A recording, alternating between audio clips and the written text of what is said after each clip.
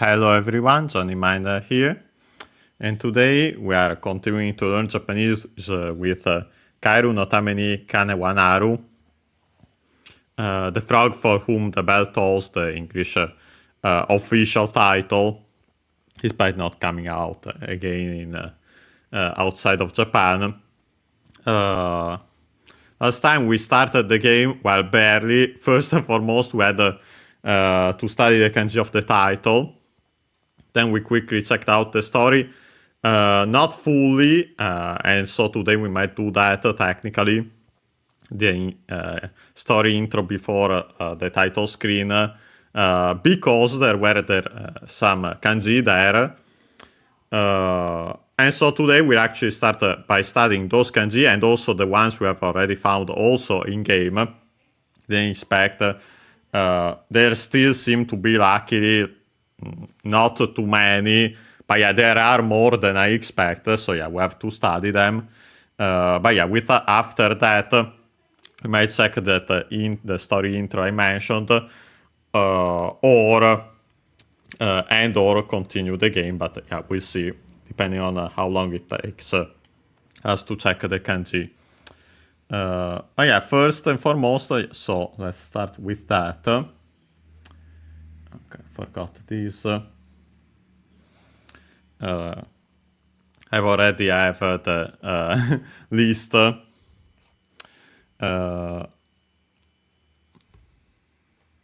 Okay, but we'll actually open also straight up the intro here. Yeah, here with the music, because for some reason I've seen the VOD doesn't have it last time. So actually, by the way, most likely we'll start from the start. So we can also in game we didn't get too far anyway to listen to the music. Hopefully this time there won't be those issues. I'm not sure what happened. Oh yeah. So we'll keep this in the background to showcase, to show the kanji where we found them. But yeah, we mostly actually open here as usual, Wiktionary. Okay, yeah, here I already have the first kanji that we're studying today. The other one, the one for big, we had already studied in Pokemon Fire Red, so yeah, no, we are not repeating that. We have this one. Will take us several steps. First and foremost, because this actually is a contemporary, new form of the kanji. The original one is the one we can see here.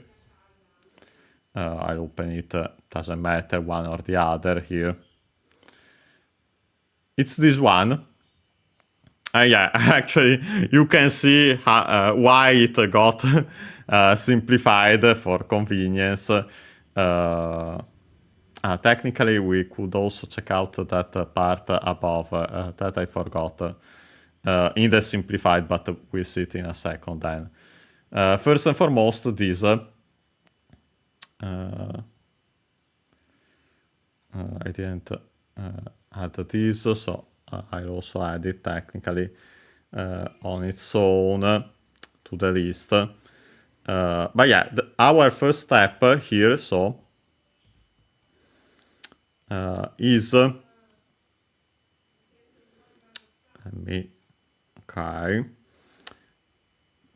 checking out the well, the semantic part, as we see, we've already seen it, so yeah, we won't check it out again. We have this phonetic part of our kanji.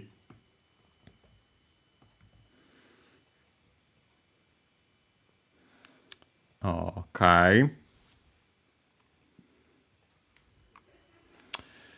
Phonetic part, which is composed of multiple parts. The one in the middle, luckily, we have already studied. It's the kanji for you, to say. So we have to check the part around it, which is this kanji. which is actually one kanji repeated twice. So we start with the first part. And yeah, here it is. I'll show first and foremost the pictograph. The pictogram is straight up. I haven't. A thread, I would say more simply there, of silk. And so yeah, from that, then we get the fundamental meaning nowadays that is simply thread in general.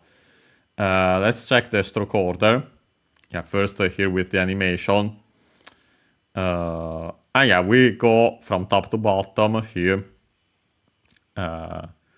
Top to bottom, and notice here as a single stroke with these two slanted strokes again, and then a comma.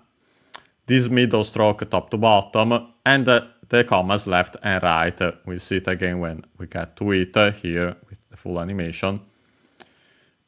Top to bottom slanted with the other one. Top to bottom slanted, comma, middle, left and right the commas. And yeah, we can also see it here.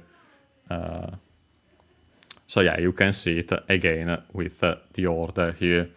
So yeah, relatively simple. And yeah, notice another case of those with the first something in the middle, something's to the side, and we actually start first and foremost with the ones in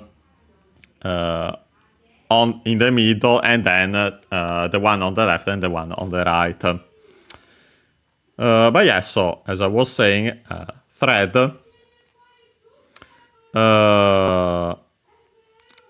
We might have seen before. Okay, let me see if okay, it's working. The kunyomi, the strictly Japanese reading, we might have seen before. Ito. Yeah, with the kanji actually, there are other ones without it. Accent on the first mora, so yeah, was ito, high-low, and yeah, thread, and then also yarn, string.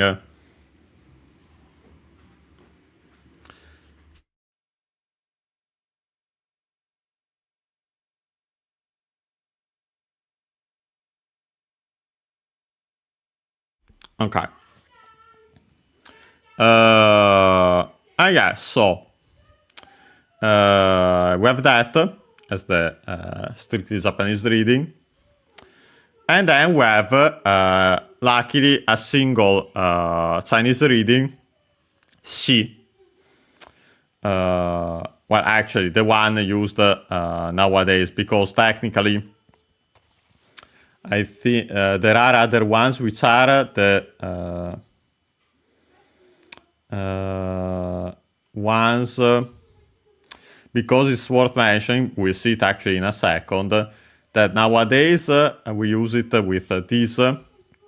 It's technically used as the new form of a certain kanji, which we'll check in a second, the one where I actually want to check out to make the compound.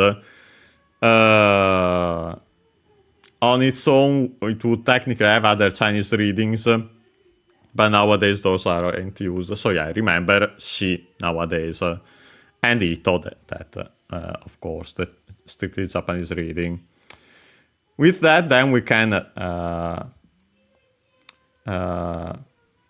make this compound. Yeah, straight up, repeated twice the kanji, and yeah, so we get two of them. We don't have the order, but actually it doesn't interest us because this kanji isn't used on its own nowadays in Japanese, but honestly, regardless, you would write literally the kanji we have just seen once on the left and then the second one on the right, so really easy. And yeah, this one is the one which is thread and with the reading shi and ito, technically, as the strictly Japanese one. Nowadays, we use only a single one. Yeah, makes sense. More practical. But yeah, with that, we can then take these, combine them with the kanji for to say, we have seen, to get this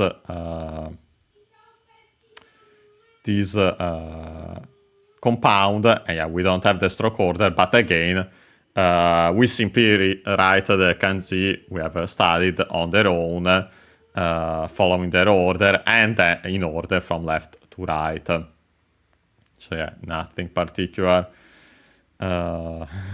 It has some meaning. The meanings are technically chaos, distraction, confusion, and so on. But also to tie together that I would say most likely the original one with the threads and so on. Yeah, not used on its own, so doesn't matter.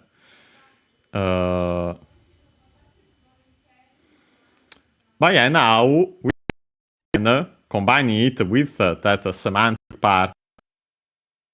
It's written like that, even though it's not the original form. Originally, we would have this. Yeah, the kanji we have seen on our.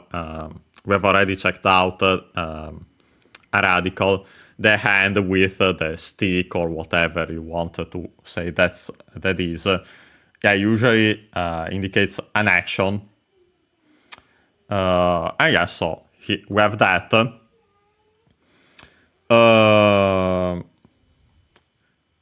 Considering it's definitely phonetic. Yeah, I didn't actually mention the reading for this compound we have seen is ren, and yeah, we see that's usually the case when in these compounds where it is the phonetic part. But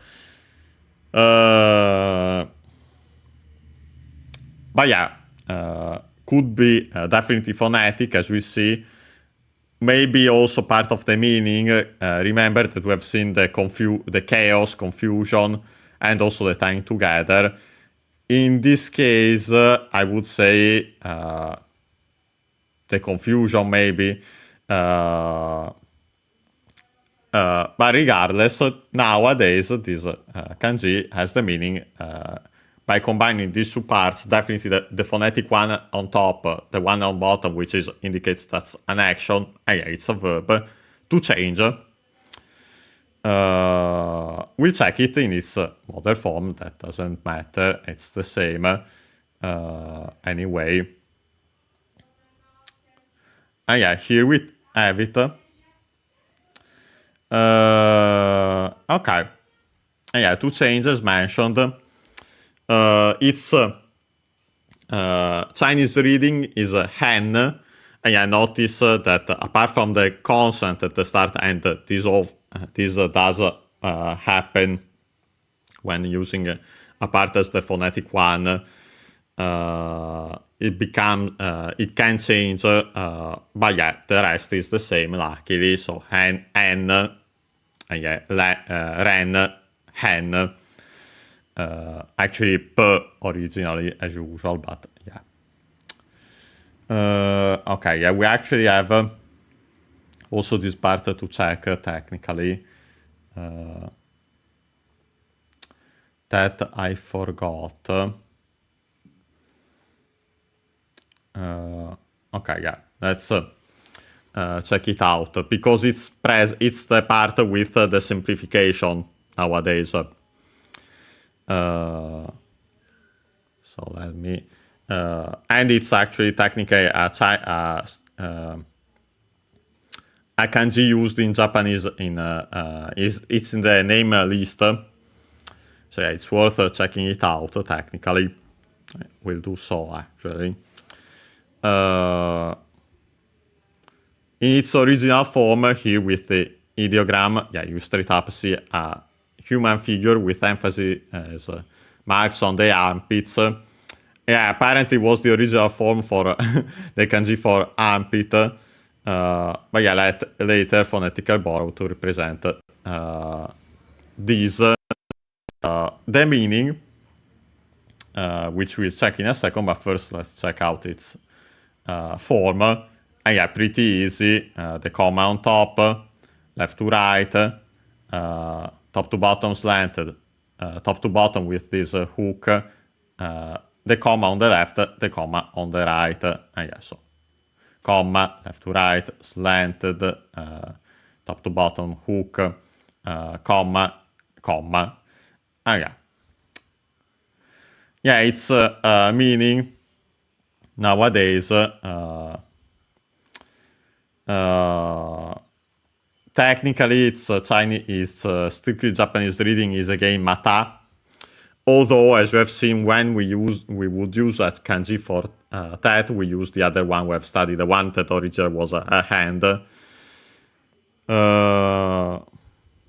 As for its Chinese readings, we have, there it mentions both yaku and eki.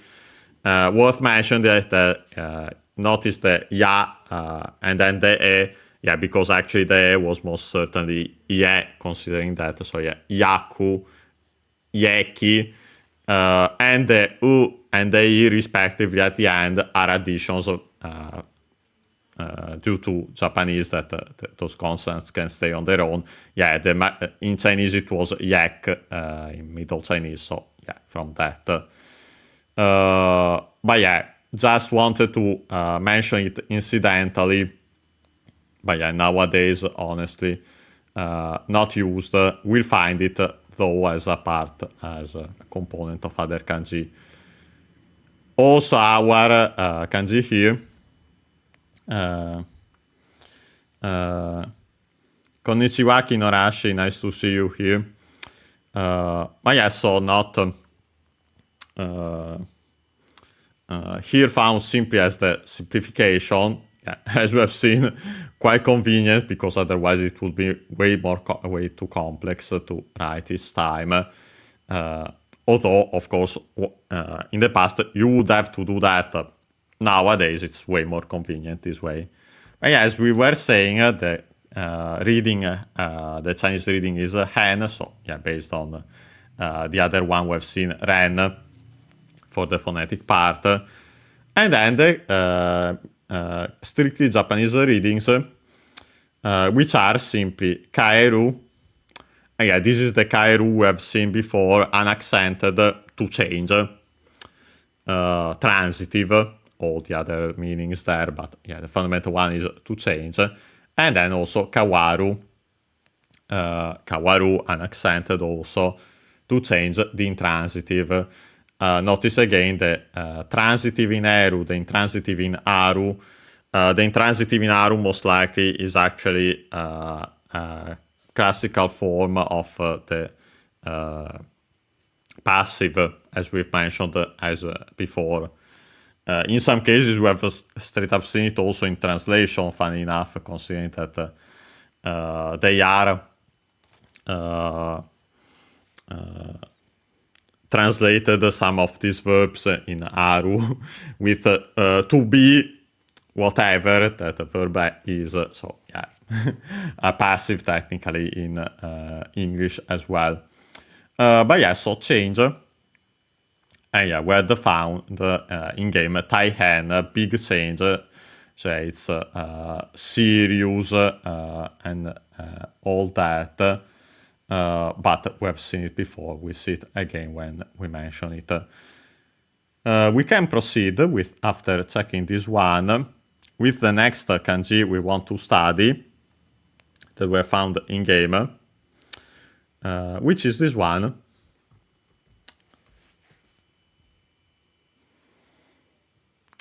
A relatively simple one in its modern form, but of course, actually, yeah, it's another actually simplification, unfortunately.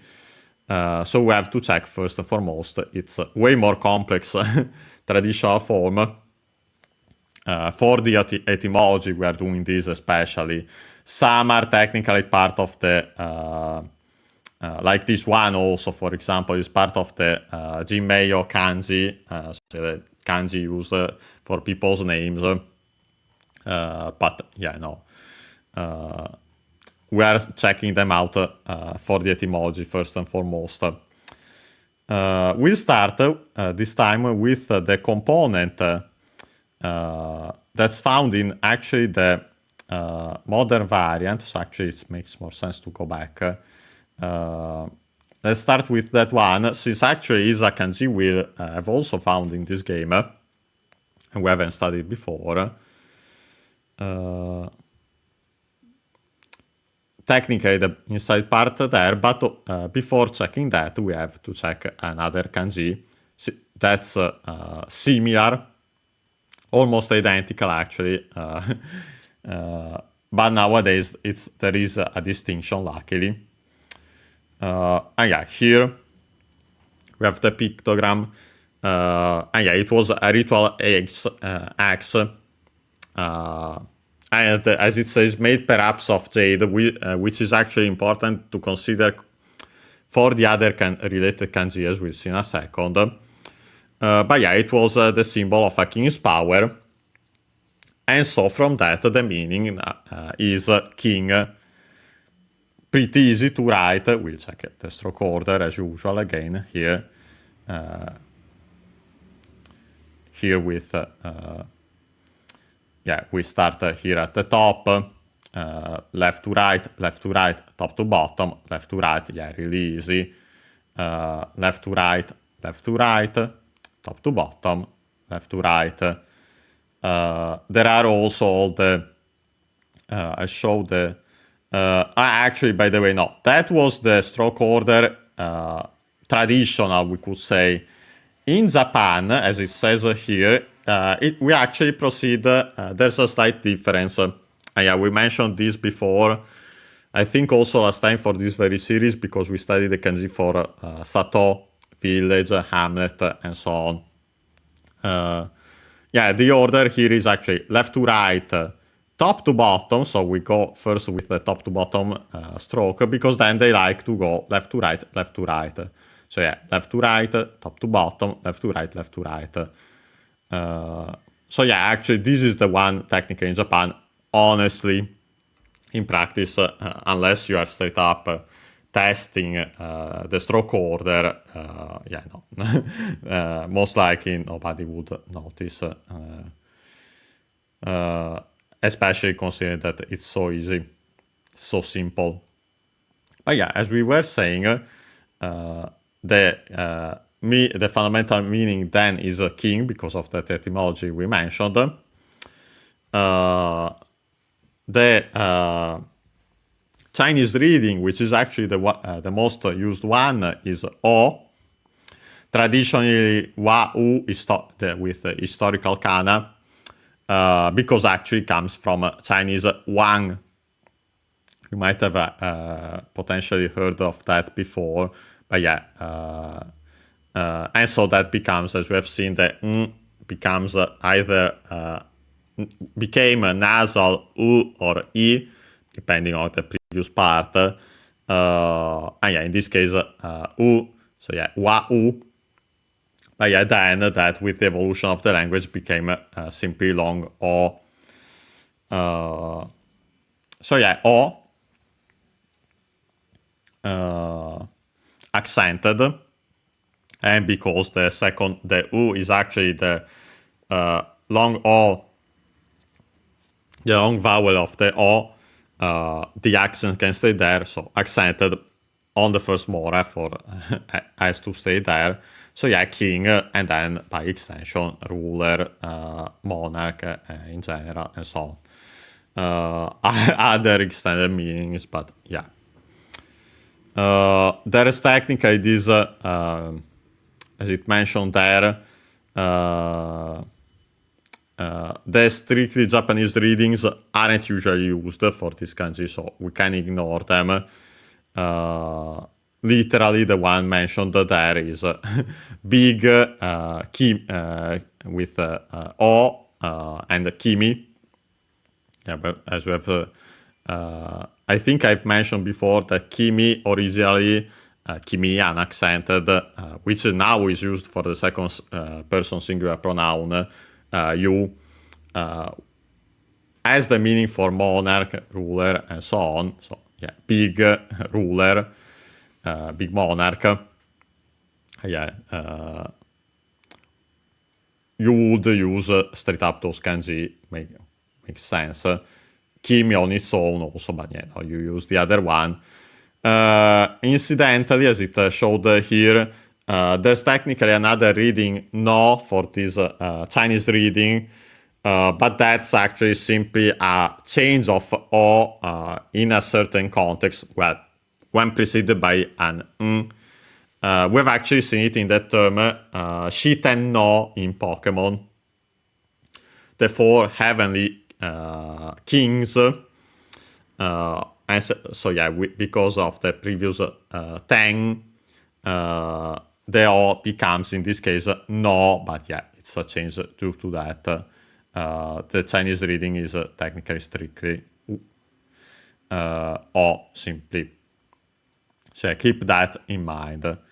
With that, we can now check the part found in the simplification of the kanji we want to study, which was historically noticed that yeah, it was practically identical, especially in some forms. And so in the modern form, they added a dot to distinguish it. Yeah, it mentions here a picture of there says Atsung in particular, but yeah, in general,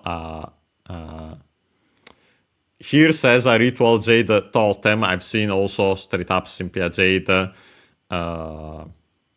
gem or something like, yeah, the other interpretation that actually is mentioned there.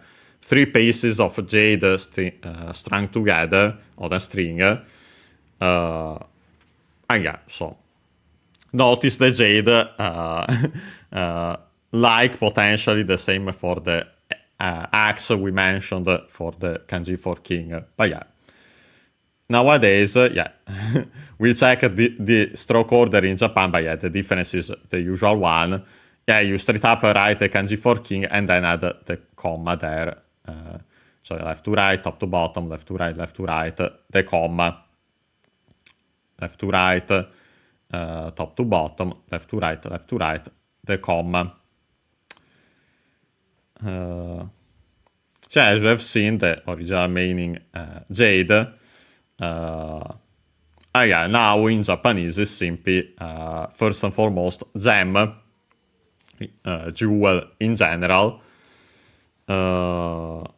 Its strictly Japanese reading is tama.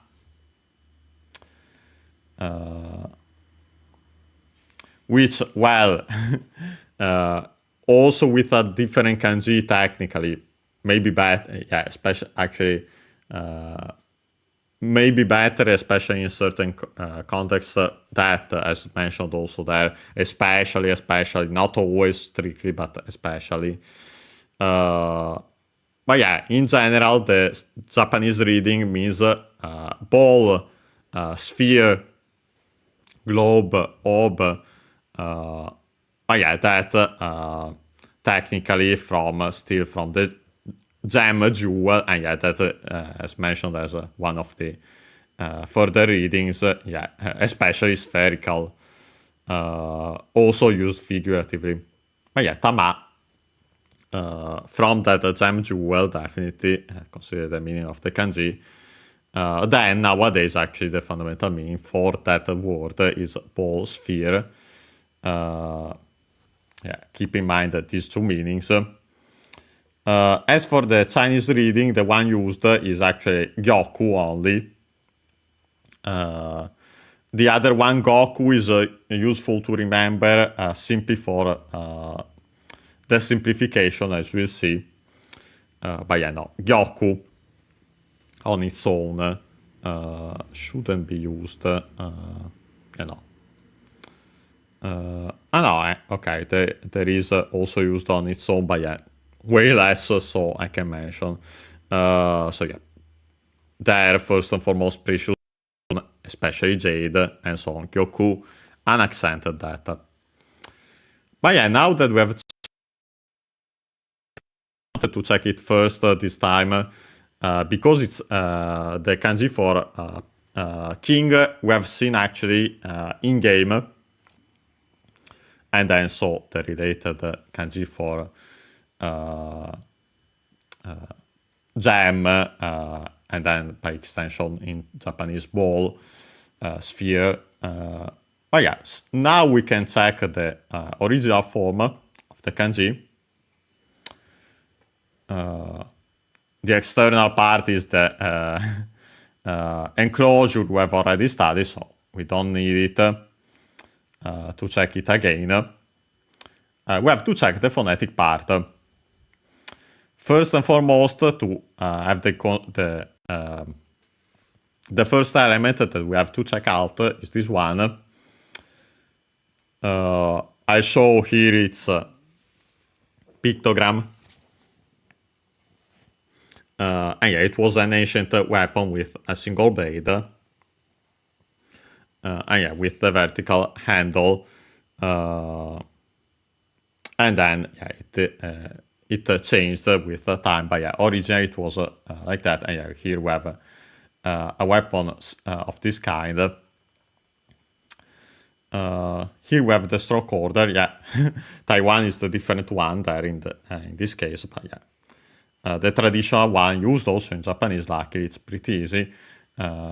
We start here with consider that while it's slightly slanted, it is technically a left to right stroke, so it makes sense. Then the top to bottom one with this kind of hook. We wait this cycle. Then here we start from the top slanted and the comma there at the end. Yeah, notice that this one is on top, but yeah, we had this comma then again at the end. So yeah, left to right, top to bottom slanted, and the comma. Yeah, no, this one straight up should be outside of the list, and it is. We don't technically need its Japanese reading. The strictly Japanese reading, we use different kanji.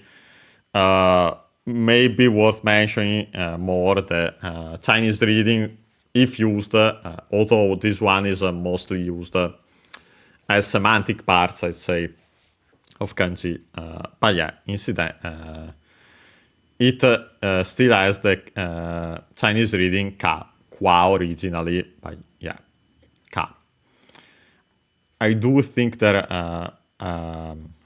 one kanji where it could be used phonetically at the very least comes to mind potentially, but yeah, we'll see it in the future. And yeah, then actually to make the kanji we want to study here, because it's the phonetic part of our objective, is actually a simplification of the kanji for well, nowadays used as member, as we have seen in, but yeah, originally more circle. But yeah, we have checked out, we have seen that in, yeah, again, Pokemon Fire Red, because we studied it for the kanji for yen, n in Japanese, and yeah, notice in, n, because yeah, it's the phonetic part. But yeah, so what remains nowadays simply as the square, originally the usual circle, the kanji for mouth plus a stroke. You know, originally was it comes from that, and yeah, so we have the stroke order. Yeah, we.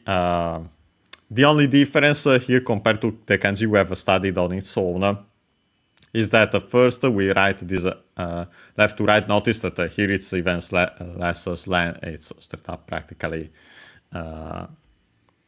straight. So yeah, we write that and then the additional part, and then we close the rest, because technically it becomes kind of like an enclosure, not exactly, but yeah. So yeah, left top to right, top to bottom, left to right, left to right. Yeah, then with the rest, we wait the second another cycle, top to bottom slanted, the comma. So yeah, we write this first stroke, then we write these components we have already seen before on their own, and then we finish the kanji we have studied today. But yeah, so yeah, we have the semantic, that weapon, the phonetic part there of the circle, potentially maybe also related with a semantic role. Can say, especially can say because actually this is one of those kanji that nowadays has a completely different meaning, and yeah, they simply used this form because of the this kanji for the pronunciation for that word. Because yeah, the reading also in Japanese, but also there in Chinese still can be either a certain with the strictly Japanese reading aru, yeah, definitely related with to the Japanese verb aru, to be, as in to exist, of inanimate things, objects, concepts, and so on.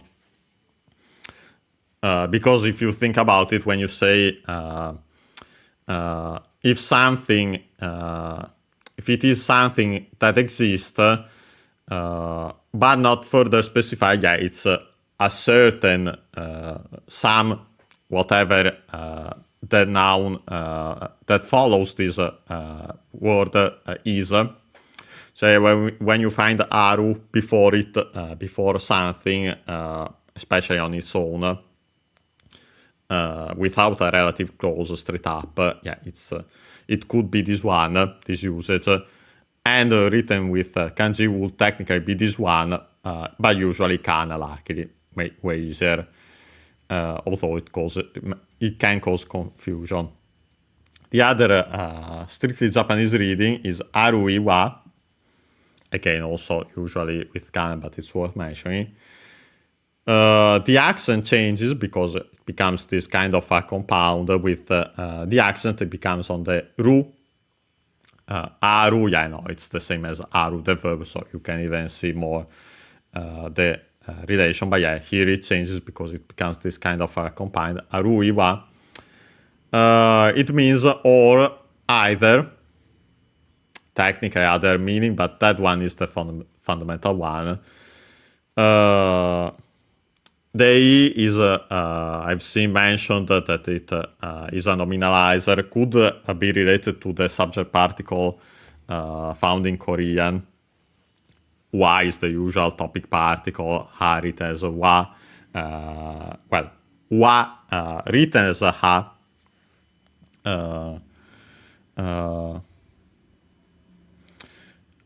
As in, yeah, it could be that thing or something else, so yeah.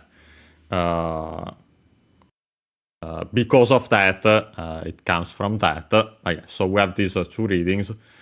But what mattered the most to us, yeah, it was that, well, I'm pretty sure that it's Chinese. Yeah, here they're all mentioned technically, but yeah,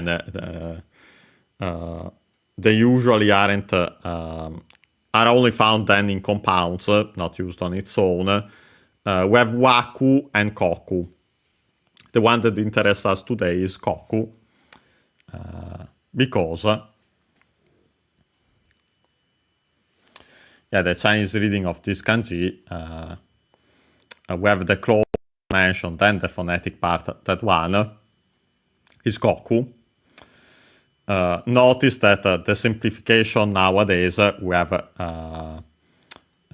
the gem. We can go back to that immediately. Well, I'll show it. Actually, I should show, quickly mention. Okay, yeah. First, you can look again at the historical forms, but yeah, straight up it's the enclosure plus then these some variations, but yeah, overall that. the stroke order, we won't waste too much time. Yeah, you straight up the rule of the enclosure. So show that. I can make it even bigger. So yeah, top to bottom, left to right, top to bottom as a single stroke. We write all the contents, and then last but not least, we close with the final left to right stroke at the bottom. So yeah, that's the general rule for these enclosures. And yeah, like also again in this case, but we have seen it before with the kanji for N, for example, for yen. Oh yeah, with that, we can finally go back to our kanji here. And yeah, we have straight up, we simply combine the two. Again, we start with the enclosure, so top to bottom, left to right, top to bottom.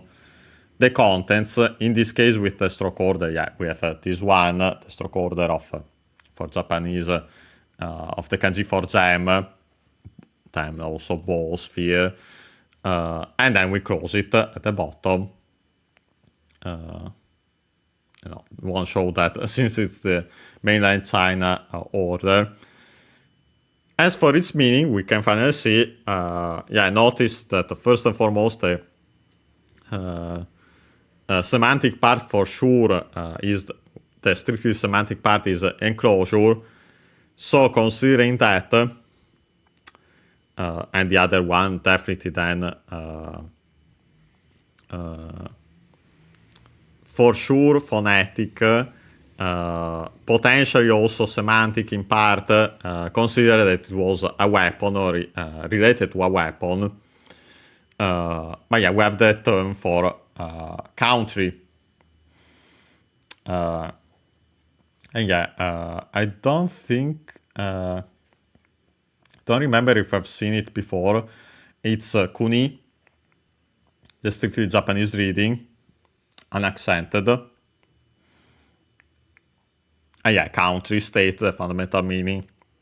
Then other ones for by extension, but yeah, that's the fundamental one.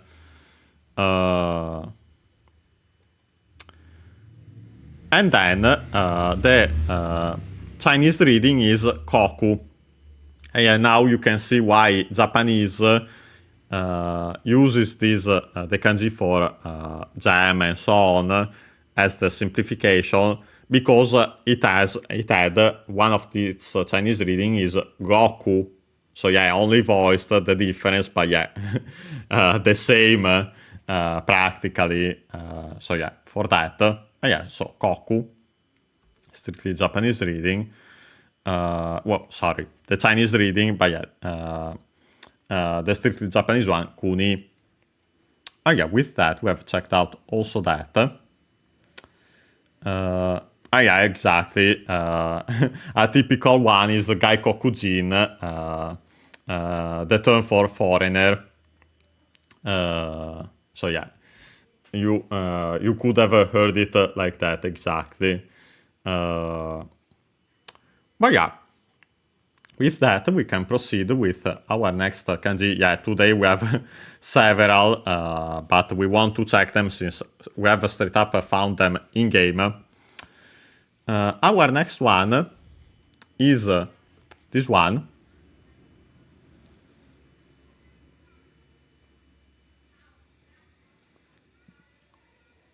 And yeah, also thanks for the hiragana, the pronunciation in hiragana. So you can find also that in chat. Thank you, Kinorashi. But yeah, our next kanji is this one.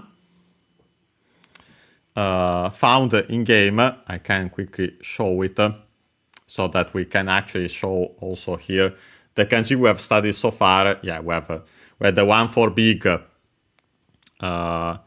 one for change. We have seen Taihen, the compound, and here kuni on the right in the middle. And yeah, notice that here for the limitations they had to compress it on the in the bottom left side, and then on the right they added the comma. the kanji for king, which we have already checked out. But yeah, now we have this last one, which is the one for which we'll check it out now. Let me go back to Wiktionary. I'll first show again the historical forms, so actually it's even clearer. Yeah, notice, when you see it like that, it's even clearer that it's actually the image of a baby. We have a larger head, spread out arms, and yeah, the legs are united because they're wrapped in a blanket. There are other related kanji, but they don't interest us for now. And then it simply got some modifications and became like this, but yeah. We have this stroke at the top, left to right, slanted, top to bottom. As a single stroke was originally the head. We'll wait the rest. Top to bottom with the hook there, and then left to right. So pretty easy. Left to right, top to bottom, left to right.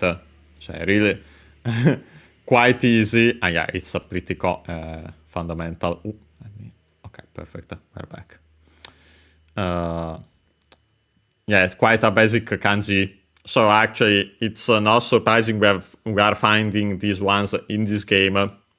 Because yeah, these are actually really common kanji. Some of these, like for example, this one straight up studied in grade 1 in Japan. So you can see why then it can be found in this game. But yeah. Yeah. You might have guessed based on the meaning child. First and foremost, the Chinese reading, the strictly Japanese reading ko, which we have found before, unaccented, for child, also in compounds and so on. That's not the only reading of this kanji, the strictly Japanese reading, technically. Let me show that we have also there it mentioned more of them, but yeah, no. Here, the one mentioned, the other one is ne. Ne is a contraction, or maybe the original part. I don't remember if I've checked the origin of, we have tried to check out the origin of Nezumi. We might have, and I'm forgetting it currently. Mi usually uses a different kanji, so let's ignore it. The ne is worth mentioning, incidentally, because related to Nezumi, rat, because this kanji in Chinese, and so then also in Japanese, especially with then its Chinese reading, it's also the Chinese zodiac sign for the rat. And from that, we then also get the meanings for, as mentioned here, for ne, actually, as mentioned, the rat, the sign. So the first one in order, and we get also a tempo, moment of the day, which is between 11 p.m. To 1 a.m., so practically midnight. So it's midnight, around midnight, better to be more precise. And also north, technically, but that even less so. This one usually, obsolete as mentions, but it will be worth keeping in mind this general rule of the Chinese zodiac signs, because there is one in particular immediately that comes to mind that is still used in this sense, especially the temporal one. But we'll see when we get to it.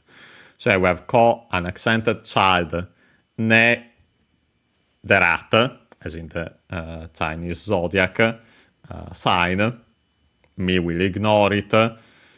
she has the Chinese reading, accented when found on its own. Technically, there's also the reading Su, which is old, more recent, and so actually more similar technically to contemporary Chinese, because this is Z or Z, depending on where it is. So that Z, that sound that isn't present in Japanese, became the closest one. But yeah, all the Tsu you might have seen also in certain Chinese names, especially traditionally of traditional authors, should be the same one also for Xuan Tzu. But yeah.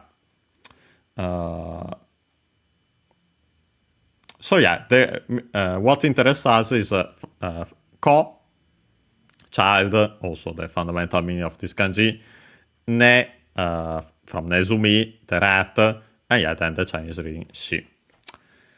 With that, then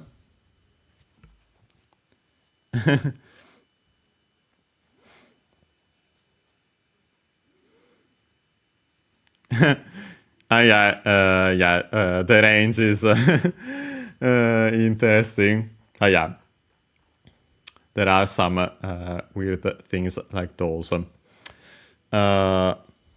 After that, we have to check out this kanji.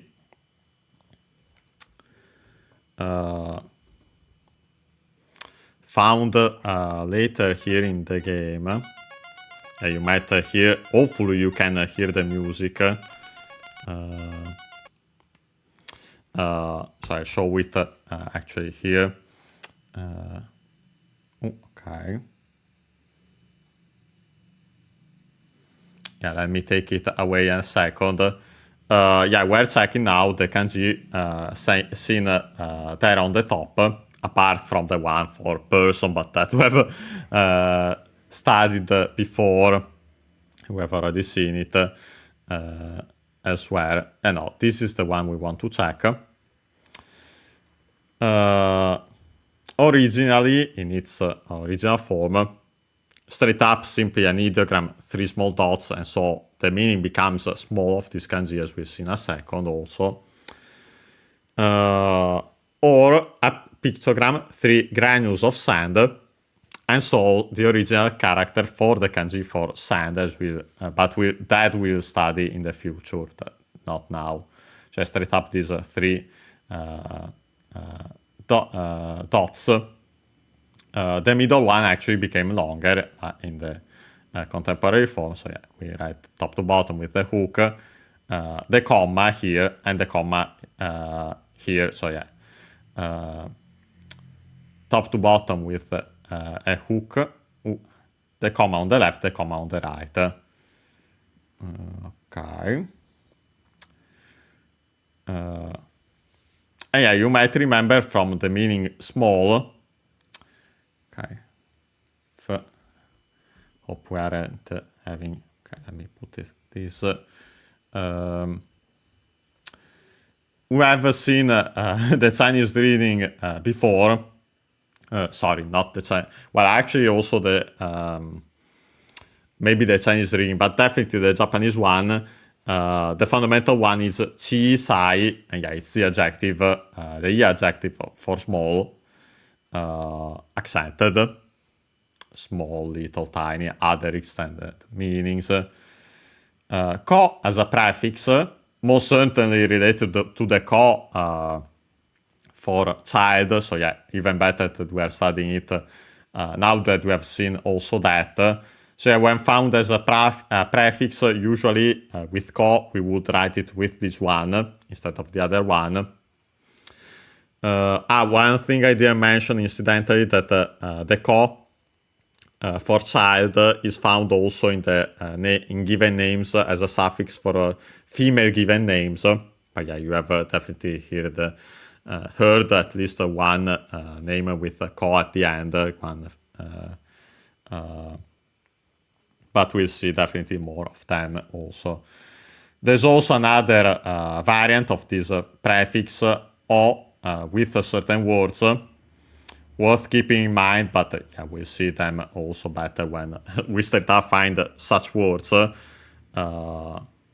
Yeah, so these ones, technically also I saw here, but that one I'd say way less so, but yeah. These ones better. Keep in mind fundamentally CSI, that's straight up the fundamental, the most used one. Co as the prefix, the most common one, and then by related also O, and also this sub, but yeah, those we'll see better when we find words that use them. The Chinese reading is Shou, and yeah, it's found in compounds where there's something small. Shogakko, for example, elementary school, and yeah.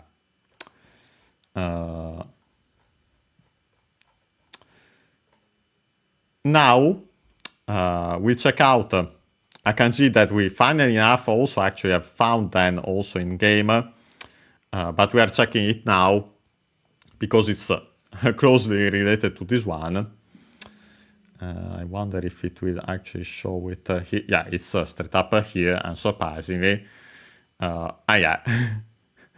The original form, the historical form, 4 dots instead of just 3. In the contemporary form, yeah, it got changed.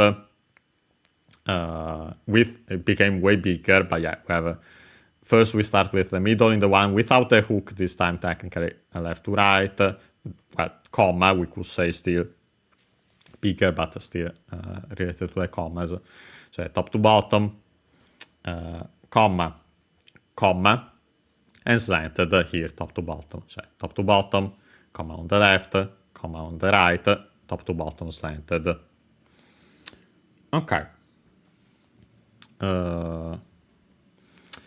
As for its readings, we have sukunai. So yeah, few, little, small again. So yeah, unsurprisingly related. But small amount, this one. No, the other one was small in size. Skoshi, we've also found this strictly Japanese reading, a little, a bit, a small amount as the adverb. Shibaraku is not used usually with this kanji, so we'll ignore it. The Chinese reading is again shou. There's a slight difference actually in Chinese, but there's a difference in Chinese, but it doesn't matter for us. Convenient for us for Japanese that they're identical, so yeah, even more so you can see how they are related. Okay, with that, yeah, we have to check 2 more kanji and some parts technically of them, but okay, we'll do it then now then. Let me quickly show. Yeah, here in the story we should have seen them all. Yes, we had. And yeah, now the kanji that we want to study are here we have the one for skoshi. So yeah, we checked it out before because of that. And now we have the one for ima. Finally, we studied that kanji. Let me copy it. Perfect. Yeah, no, we are not doing that then.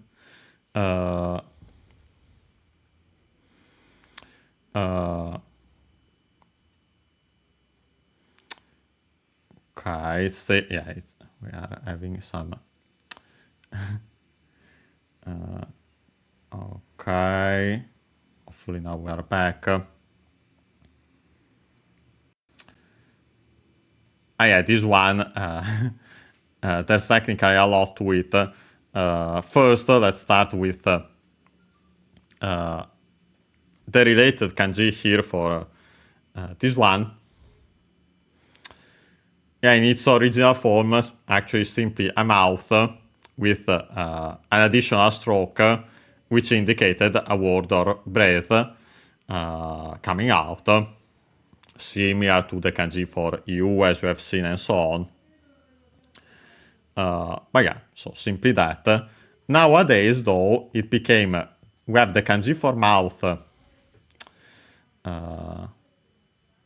the additional stroke in the middle. Be careful that it's not connected here. It's much further away to avoid confusing it with the kanji for sun, day, as we have seen, already studied. But yeah, so the stroke order is, as we start here again, top to bottom, left to right, top to bottom as a single stroke, left to right, and then we'll close it left to right.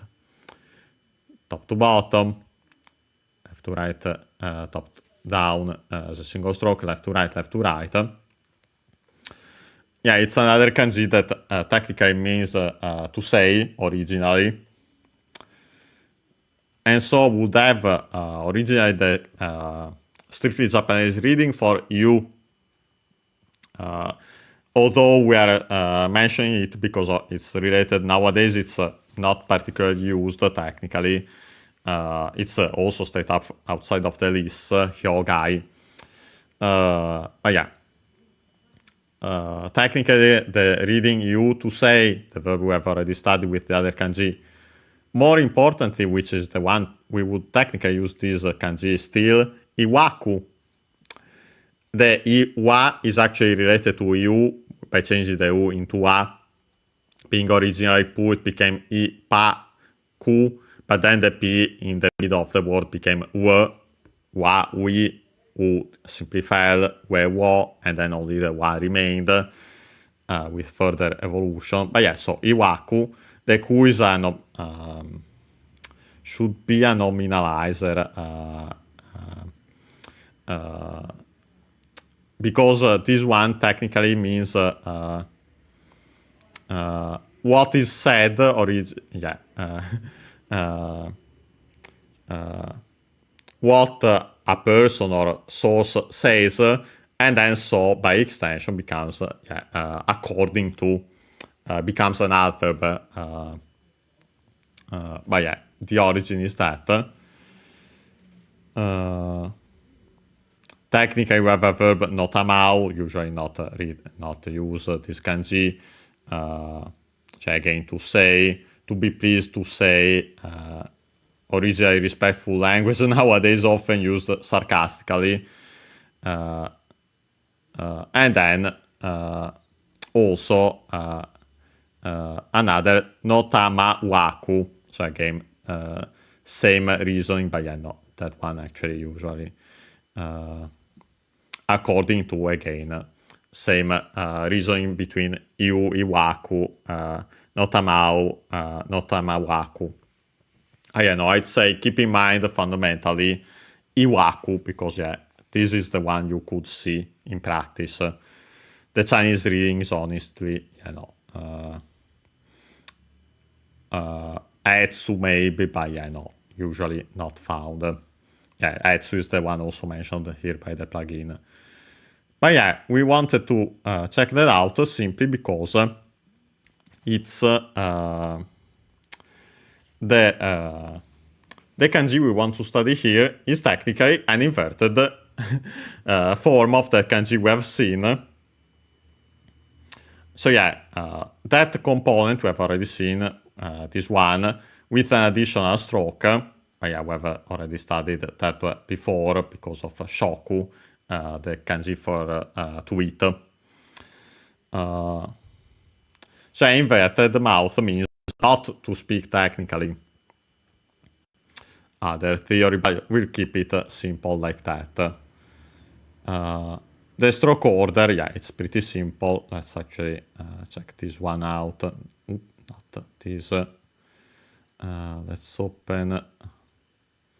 You know, says mainline China, but yeah, no, this is the same technically.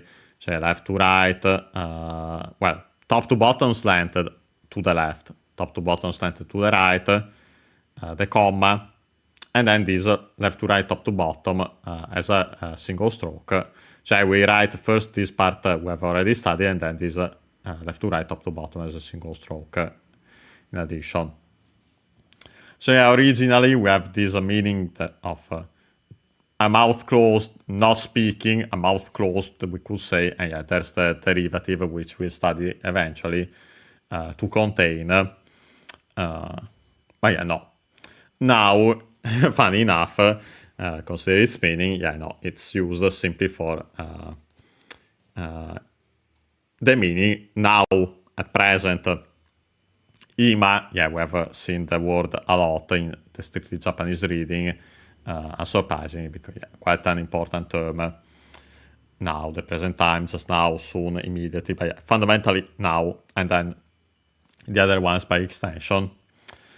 The Chinese readings both are used technically. Con, if I can find it, yeah, here. Not that one.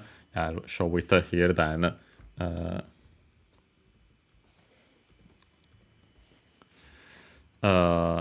Technically, if we were to write konnichiwa with kanji, yeah, we would have konnichi and then the wa.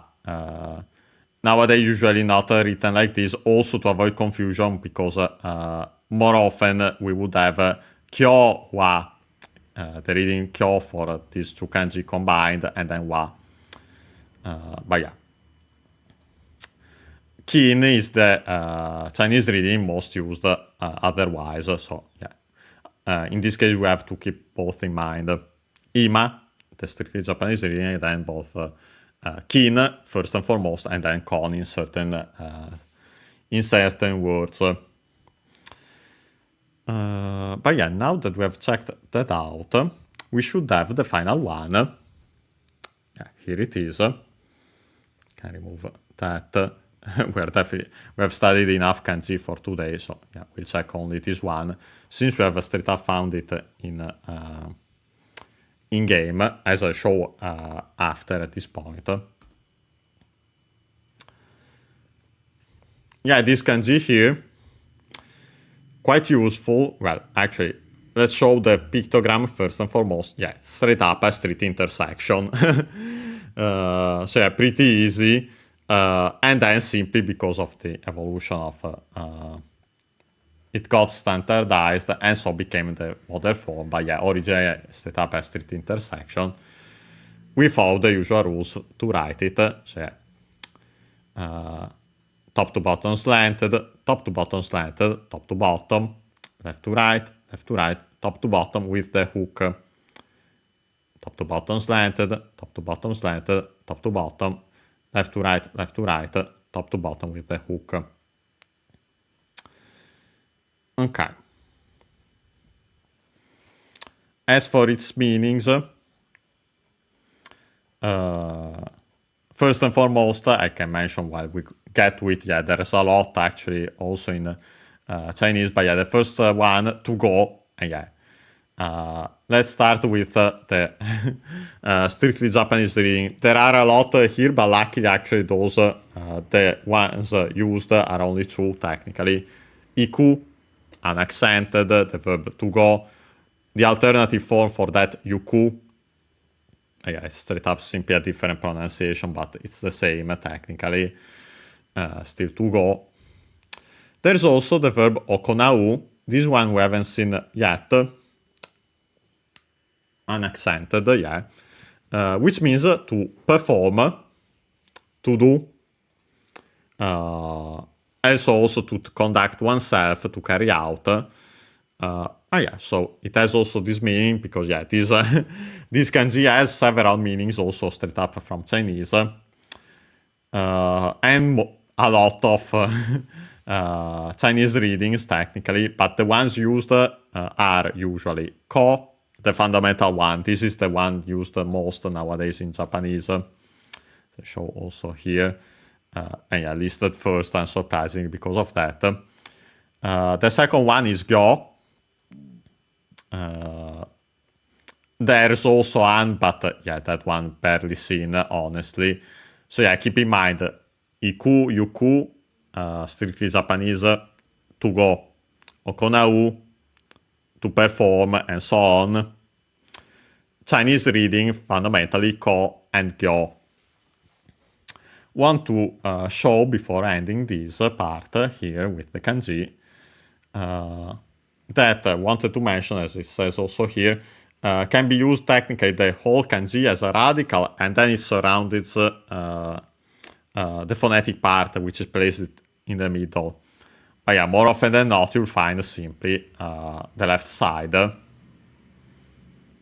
yeah, straight up the left side of this kanji. And yeah, so you the stroke order is the same. You write simply them, that, top to bottom, slanted, top to bottom, slanted, top to bottom. Yeah, so this is the form you usually find for the radical. But yeah, so with that,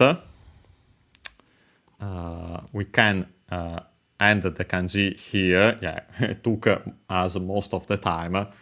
I want to show an incident. Yeah, here ikuzo. Yeah, because we have found it here. We'll take. Yeah, this time. Sorry, but I am taking a slight break. Again, around 2-3 minutes. When we'll be back, we'll start playing the game actually.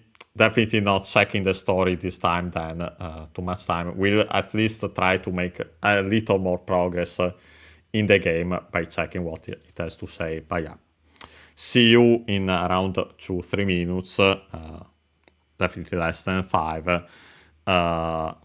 to actually start the game.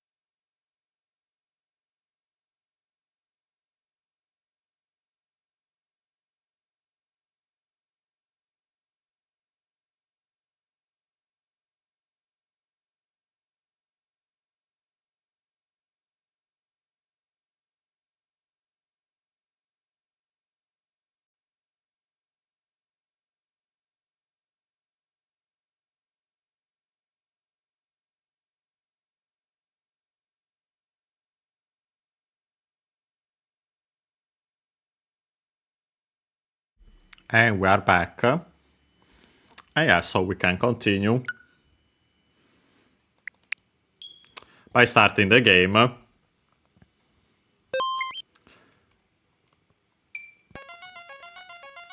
And yeah, here we have the story.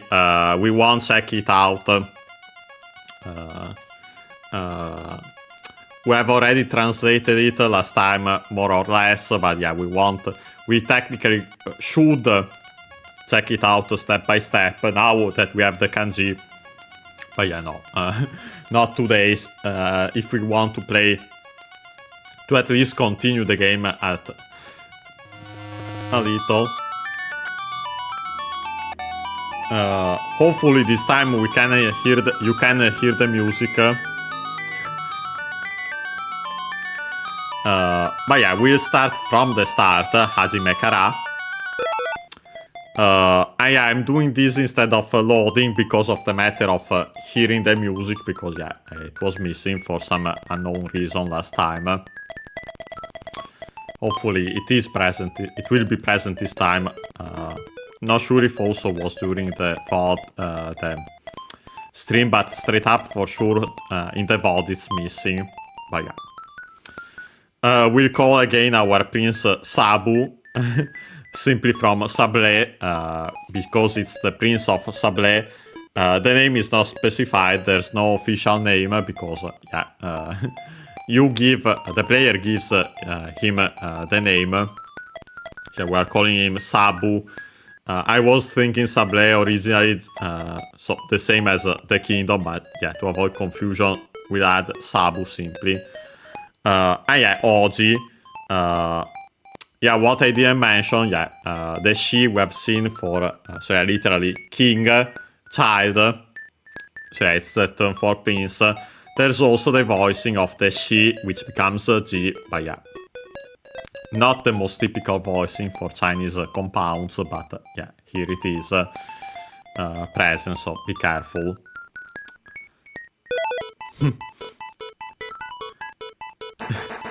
So yeah, you get to hear the music and also the sound effects, hopefully. They're laughing. Here I simply translate more or less what he's saying. How about giving up here, now, at this point. Prince Sabu, the name we gave, and so there are also the spaces. Our protagonist speaks, like other protagonists in games. Not a silent protagonist at all. Here, what? As for right now, I just did. I was simply a little.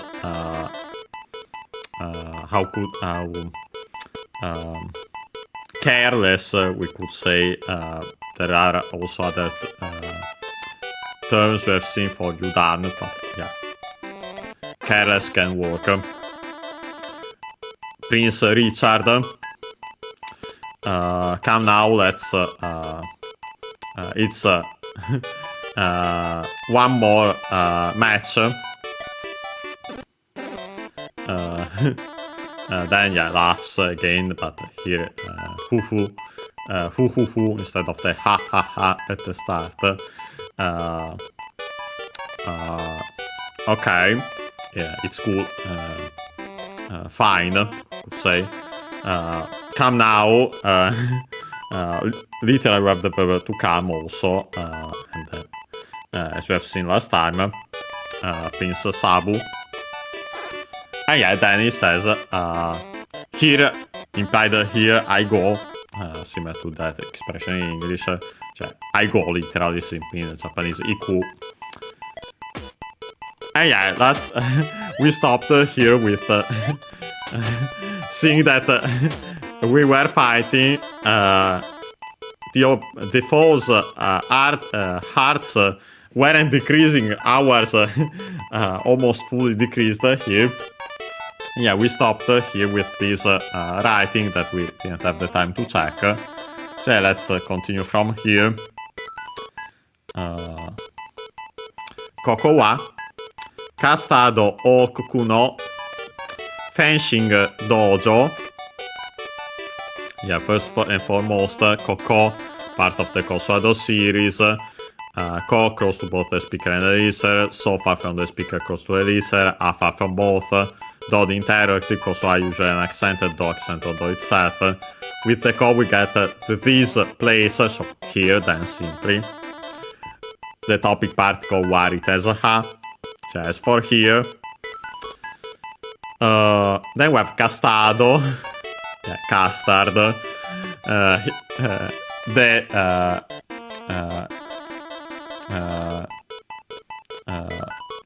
food-related names continue in this game if it weren't clear. Richard is the exception. Yeah, everything else we see.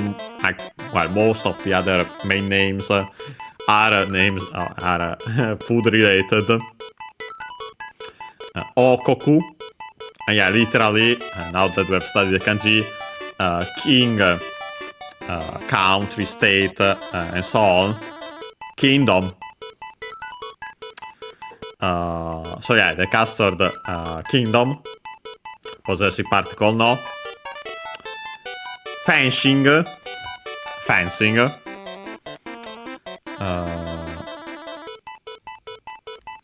Let me check quickly the accent. Accent, simply like in English, perfect. Fencing.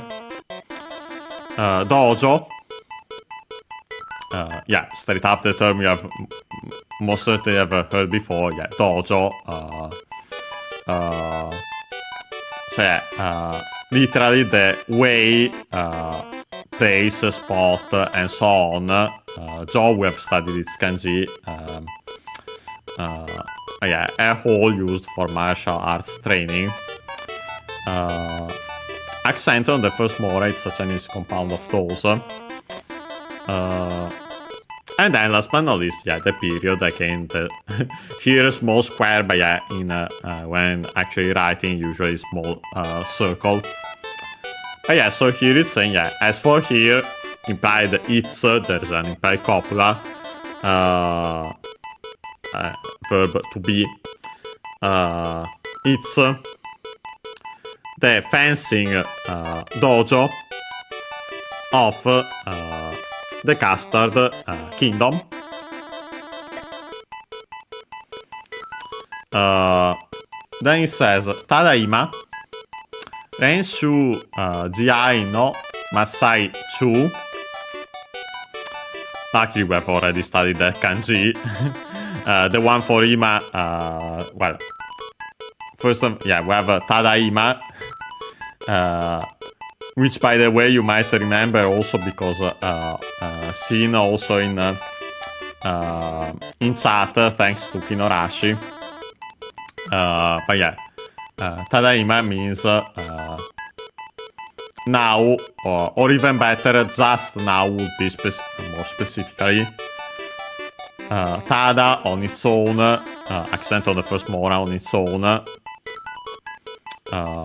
Various meanings, but yeah, in this case, just, only, simply, merely. Ima, we have studied its kanji today, so yeah, no need to repeat. Becomes a compound is tadaima. And so that's why it's accented tadaima on the da. On the so, on the last mora of the first word part of the compound, typical spot for the accent. Well, one of the spots we have usually seen for compounds of strictly Japanese origin. Also used as the greeting for when someone comes back at when. You, the one that comes back at home, says, so yeah, I'm at home. Yeah, literally, simply, just now, implied, I've come back. So yeah, wanted to mention that incidental, but yeah, no, here, simply, just now. And yeah, then we have this Renshu GI.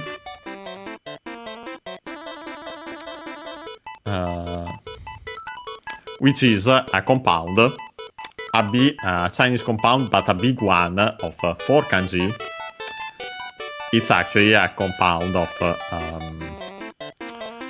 combines two kanji Chinese compounds, renshu, unaccented, which means practice, training, and so on, exercise. Also found in Japanese textbooks for exercises. Shiai, unaccented. That's weird. Shiai technically is combines a technically Chinese reading could be simply that uses the kanji, but technically Chinese reading with definitely a strictly Japanese one, a mixed one, but Shiai, unaccented, means match, game, bout, contest. But so by combining these two, we get practice game, practice match. The accent isn't mentioned here. My guess would be that we will get the usual accent for these bigger compounds. So on the first more of the second word part of the compound for Chinese, these bigger Chinese compounds. So can confirm it, but most likely that's the case. Then we have the possessive particle no. Then we have Masai.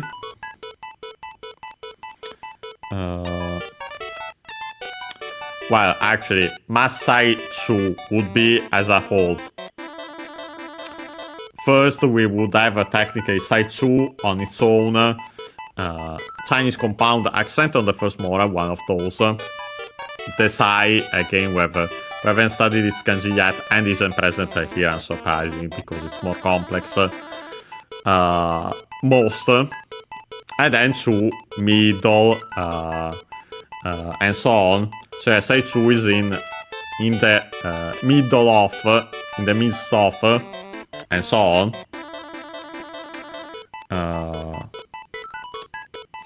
Literally would be in the most in the middle.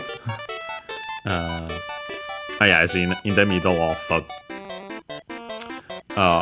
Here to actually specify that it's right in the middle, we had this ma with the small su. This prefix we have seen before in other series for sure. That's the one. It's of strictly Japanese origin. That's the one that gives this meaning right in the middle or whatever, depending on the following word.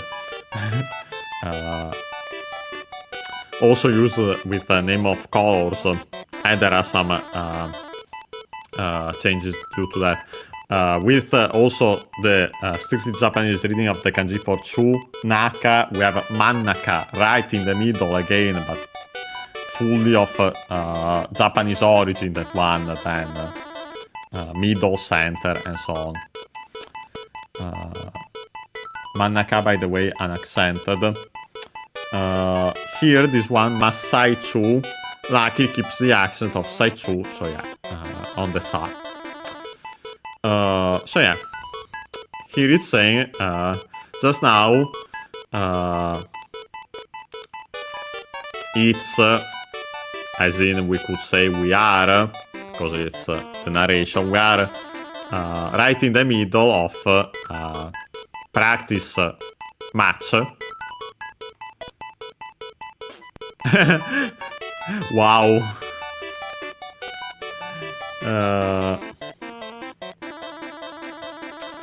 Amazing performance by our protagonist there.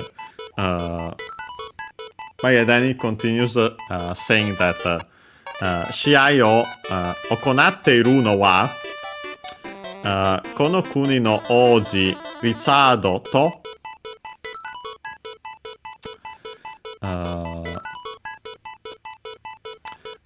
first and foremost, then it continues, of course, but first and foremost, we have Shiai again. The object particle O returns one pronounced such in careful speech and also singing. Okonatteru, yeah, again the kanji we have studied today, but here with the reading okonau, to perform as mentioned, to do, yeah, more in the sense to perform, technically to carry out, unaccented, reminder. It's a verb, colon verb, so to make that a form, we have to follow the rules. It's in U as its final mora, so it was originally actually Pu, so it becomes double consonant Te, because we changed the U into I. Okona Pi, continuative form to then attach the Te, but then the I fell Okonap Te, difficult to pronounce, so it became simply double consonant Te. The form required because then we had Iru on its own to be as to exist with animate things, so yeah, people and animals, but after that the form of a verb used as an auxiliary with the meanings continuing action or state. So yeah, to be doing the action of the verb or to have add whatever the verb says. After it we have the nominal no as in this case a nominal as for verbs, thing as in fact.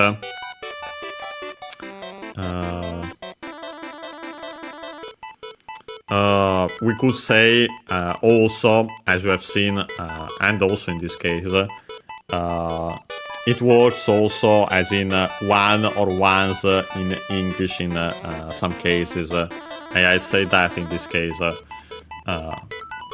Reminder that words, we can specify the plural with pluralizing suffixes and so on, but it isn't strictly required in Japanese, and so yeah, words can be either singular or plural in the base form. So yeah, that's why one or ones technically. Then we have the topic particle Y again. Kono, part of the Kosodo series again, but with the no we get the demonstrative adjective, these or these, depending on the context. In this case, these. After it we have the kanji for kuni. Yeah, we have studied today, and I've already made you notice how they changed it here due to the limits of the Game Boy. But yeah, you can still tell that it's that. Also based on the context, but even just only with its shape. Then we have the possessive particle no. Oji again. I don't think I mentioned the accent of oji. Chinese compound. Accent on the first mora. Yes. So yeah. Like the second most common accent for those. So yeah, oji. Then we have between quotes, yeah, these are the Japanese quote unquote Richard. Then we have the particle to. You might think, consider the quotes, that is the usual quoting particle. I think actually in this case might be simply the to with, as in with someone. Or better, then by extension, a noun and another noun. Reminder that and for verbs, we have to conjugate them in the te form. The first one and then the rest of the sentence after it. So yeah, here I'm... it's saying, based on what we have seen so far, but we'll see it in a second, the rest. The ones performing, doing, carrying out, even better, a match. Well, better actually. As for the ones carrying out a match, the current match,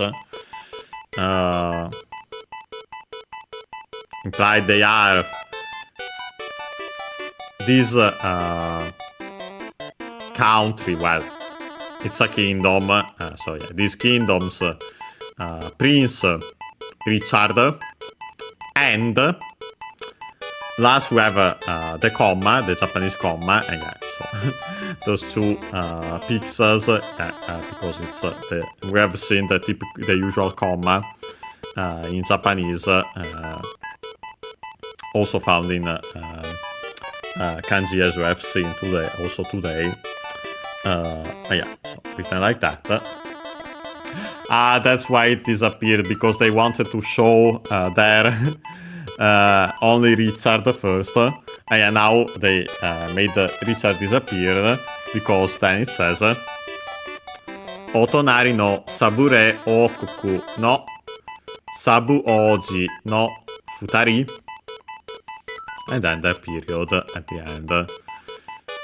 First and foremost, we have Otonari. Well, Tonari. Here with its with an honorific prefix O before it. But yeah, Tonari on its own, unaccented, means next to, adjoining, adjacent, and so also neighbor, in, neighboring house, yeah, next door neighbor. Yeah, you might have heard it because of Tonari no Totoro, my neighbor Totoro. Possessive particle no. Sabure okoku, yeah, sable again. The food theme continues. Okoku, kingdom, as mentioned. I don't remember if I mentioned its accent though, so let me mention it again. This one is an accent, so like most Chinese compounds, so okoku. Although I suspect that here it's used technically as a suffix. As a suffix, then the accent might move on the first mora of the suffix, because it's a bigger one. So yeah, on the O. Can confirm. Okay, let me actually look it up. Maybe I can find that.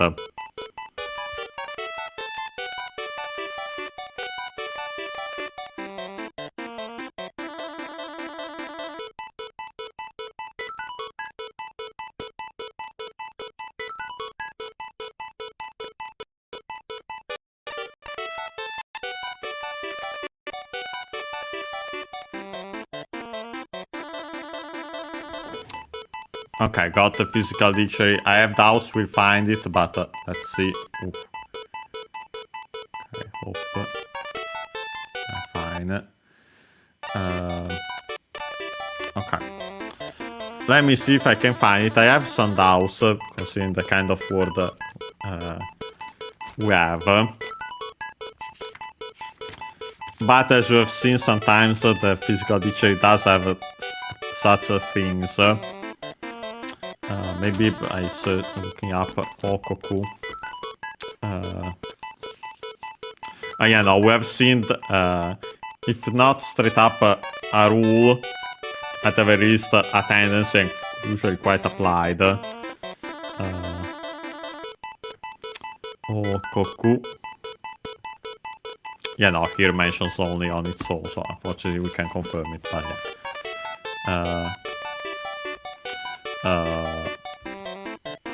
Oh yeah, the Sable Kingdom.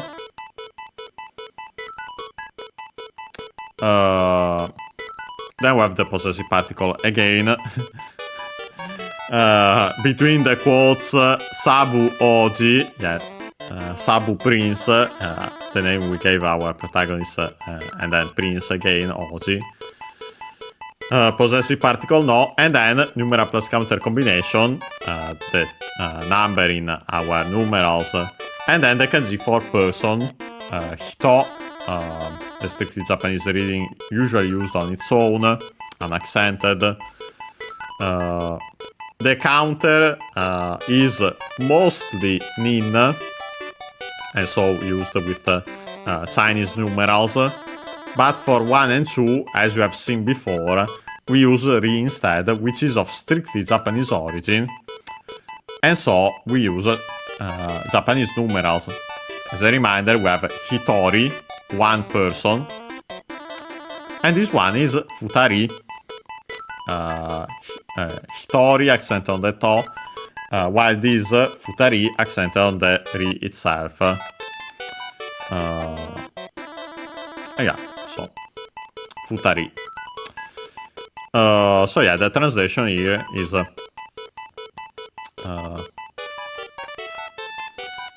as we were saying before, yeah, it was the Prince Richard and Prince Sabu of the neighboring Sable Kingdom, and then yeah, we attach that to the two of them. Oh yeah, we can continue.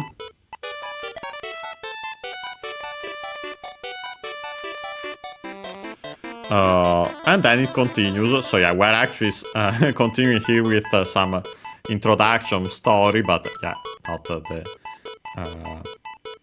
one at before even starting the game. Yeah. Here it says, この二人の王子は幼なじみで永遠のライバルでした。この these, actually these plural because yeah, after it we have futari again. Possessive particle not to attach that numeral plus counter combination to oji, the two princes. These two princes, topic particle wa. Osana najimi. Yeah, we have seen this term before in I think Fire Red. Maybe somewhere else, but should have seen technically at the very least in Fire Red. Because yeah, it's a term for childhood friend. Compound noun from Osanai. Osanai is an adjective, I think an accent, but we'll check. Okay, no, I have to look it up. For infant, juvenile, very young, little, as in yeah, very young. By extension, also childish, immature. No, actually accent, so yeah, osanai. And then this najimi comes from najimu. Najimu is technically also a compound verb, but from anareru, which means get used to, and so on. Here straight up we keep only the na. Jimu comes from the verb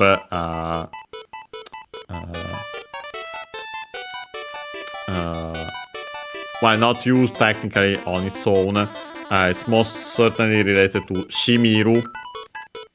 Yeah, actually, shimu would be the classic, is verbs in eru and iru were originally in u simply, and then this form in iru and eru were a conjugated one, the attributive one specifically. Actually, as in uru in classical Japanese, then they got changed into iru and eru. But yeah, so definitely comes from the shimiru found nowadays. Comes from that actually, most certainly. Shimiru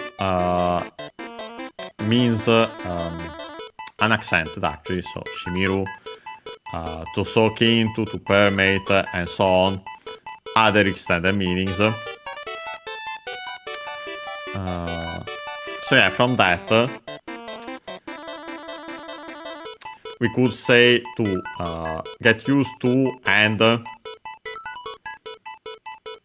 figuratively, definitely in this case, permeate,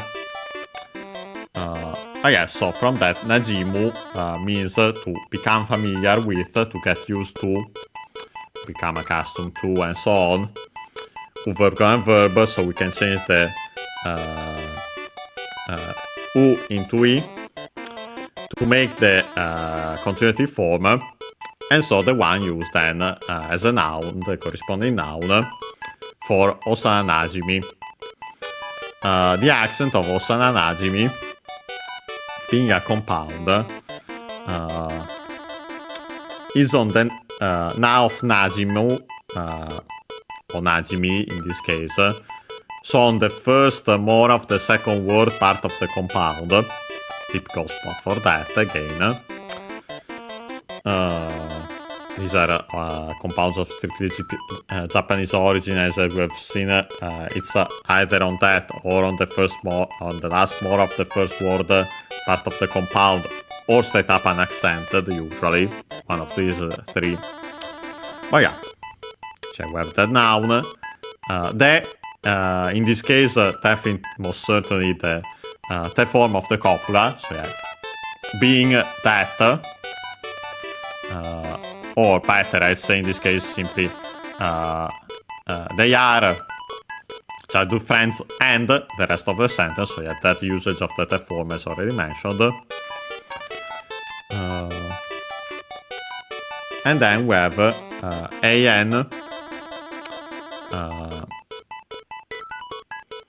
a Chinese compound, we check its accent, it means eternity, or a noun, cioè eternity, perpetuity, immortality technically, but yeah, eternity, the fundamental meaning, unaccented, like most of those, perfect.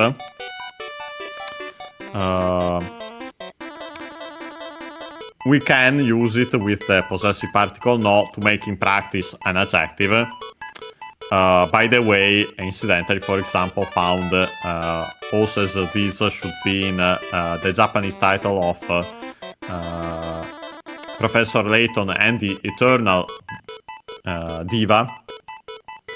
Yeah, because of that. So yeah, it in Japanese should be Layton Kyoju Eien no Utahime. Utahime means diva. Literally song princess, songstress, diva. Accent on the ta, by the way, that, so yeah, another strictly Japanese compounds of strictly Japanese words, accent on the last more of the first word part of the compound. But yeah, so yeah, eternal, Raibaru, straight up from English, we have seen it also in Pokemon, most certainly, accented like in English. Last but not least, the copula, deshta. So yeah, from des, the copula in polite speech, yeah, becomes, its past form is deshta. Yeah. So most certainly from like a verb and verb, we change the u into i. Well, in su, so yeah, change the u into i and then attach the ta. Deshta, so yeah, the accent on the de, by the way. If we keep the accent. But yeah, so here it's saying, as for these two princes, they were, we have to apply the past also to the first part in English, they were childhood friends and eternal rivals. Okay. I don't remember if I've studied all these kanji. I'll take the picture. We might have to check them next time.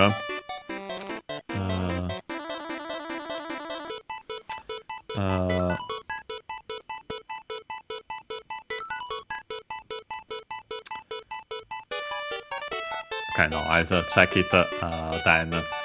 First and foremost, we have Onai Doshi De, Ruksu, Stairu, Otsumu no 程度もほとんど同じ。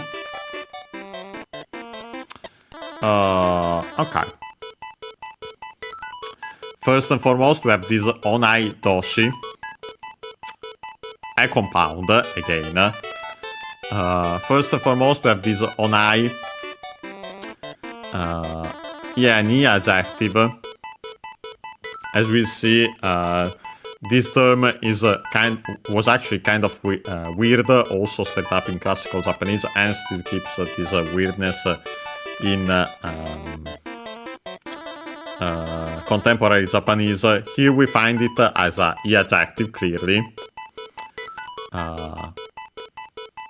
with the meaning same.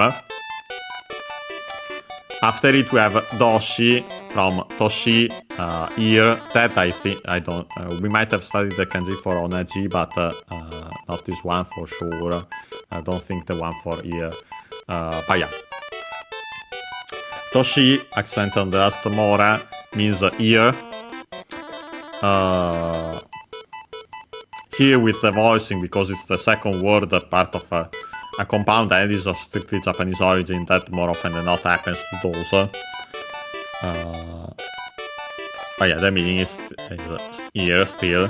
So yeah, same, literally same ear, but yeah, here, ear, by extension, toshi can also mean age. So yeah, years, and so then age. So yeah, in this case, so the same age. They again that the form of the copula. Then we have ruksu, which is the English term lux, with the usual changes for Japanese, the Japanese pronunciation. The accent is the same. Notice also, by the way, the doubling of the consonant, unlike in English, rukusu. The usual also U of ku, barely heard if at all because it's written in voice consonants. Style, should be still accented like in English, but we check it. Style on the ta, so yeah, also in Japanese. And by the way, in the middle, yeah, onai doshi de, comma, ruksu, comma, stairu, comma. Then we have this otsumu.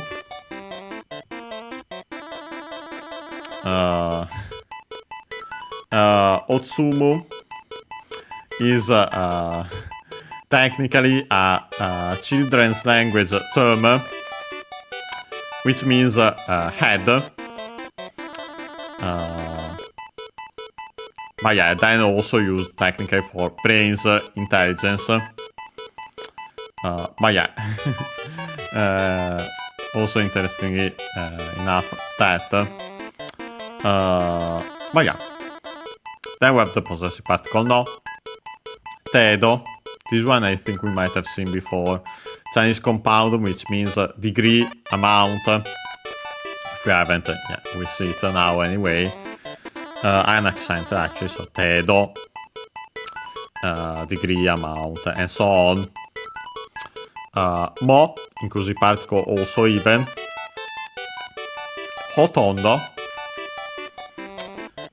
We have found it before. It means almost, nearly, mostly, practically.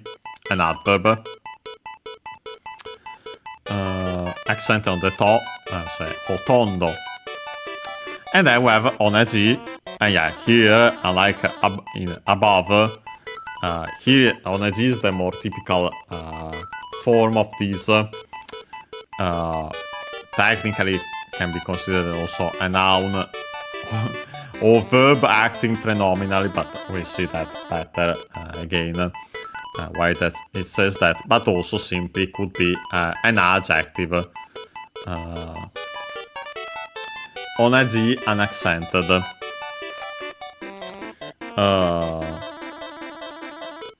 But yeah, again, same is still the fundamental meaning. So yeah, here is saying we have the list of it's saying they are the same age and their looks, their implied looks, style, head, as in then brains, intelligence, degree. Also that are almost mostly practically the same. Okay.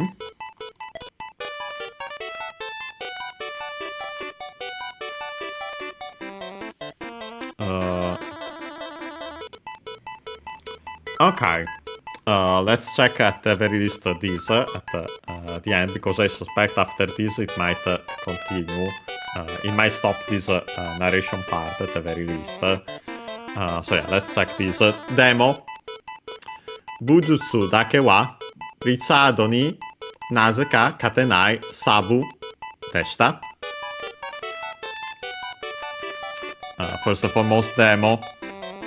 A conjunction here, however, literally it's we have the form of the copula, mod inclusive particle, also even, cioè even being that the case literally, so yeah, even though, however. Then we have bujutsu, Chinese compound, which means martial arts. Chinese compound, accent on the first more. Okay, yeah, bujutsu, so was correct, the accent. Dake is the particle, which means only, simply just. Topic particle wa. Ritsuado, again, particle ni.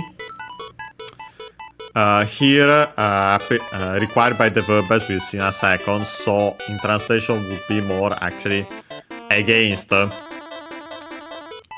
Technically too simply we could say in Japanese, but then yeah, in English better against. Then we have Nazeka.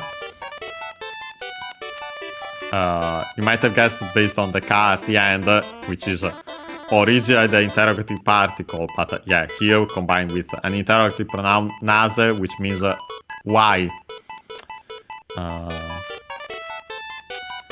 By adding the ka, originally the interrogative particle as mentioned, we get the corresponding some word, so yeah, somehow in this case, so yeah, for some reason. The accent is still on the na of nase, nazeka. Katenai, from katsu, to win. And yeah, so to win against someone.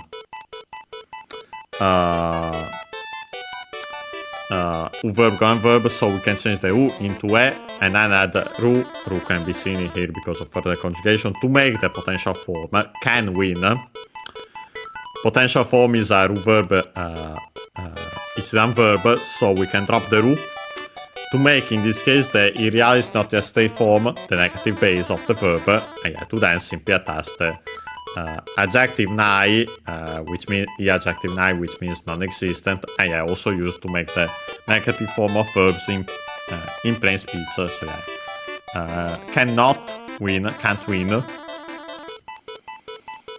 After it, we have the name of our protagonist, so actually relative close. And last but not least, copula in plain in polite speech, in the past, deshita again. So yeah, here is saying, yeah, however, technically it would be there was, it was literally Sabu, who,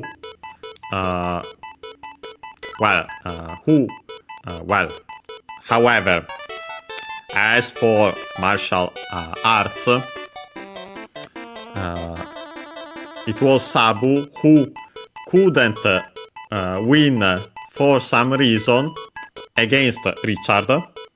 And yeah, as you have seen in practice, as you can see still with the hearts there in the bottom left. And yeah, as I suspected, yeah, then the narration for now stopped. And we stop here as well, considering the time. Yeah, this time I'll save and we'll continue from straight up here. Hopefully we got to the audio was kept. And yeah, we can close the game. And yes, so today we continued Kaeru no Tameni Kane wa Naru. First and foremost, most of the episode we had to study the new kanji we found last time. Yeah, there were a lot. We found potentially 1 or 2 new kanji this time as well, but these ones I think I'll check if we haven't studied them or yet. Yeah, I'll check that. We will check them next time we play during this series. As usual, let's change next Wednesday. And then we'll continue the game. We might still wait for the story intro outside of the game. We have translated it anyway, so it doesn't matter. So yeah, these are our plans. Of course, in the between we have on Friday and then on Monday Pokemon Fire Red, the other current Let's Learn Japanese with series. On Sunday, yeah, I can confirm that there is that the new paid DLC for Sonic Crosswords came out. The Teenage Mutant Ninja Turtles one, so there should be the related festival, and so we will take part in that on Saturday, as usual. But yeah, so these are our plans, and yeah, see you next time.